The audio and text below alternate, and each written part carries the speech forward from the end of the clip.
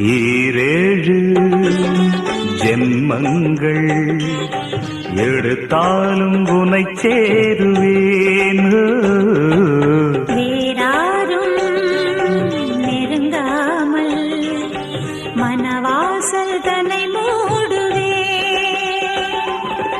உருவானது நல்ல சிவரஞ்சனி, உனக்காகத்தான் இந்த கீதாஞ்சலி. ராகங்களின் ஆராதனை, மோகங்களின் ஆராதனை. உடலும் மனமும் தழுவும் பொழுதில் உருகும் ஒரு ஜீவன்தான் உன் பாடல்தான் ஓயாமல் இசைக்கின்றது.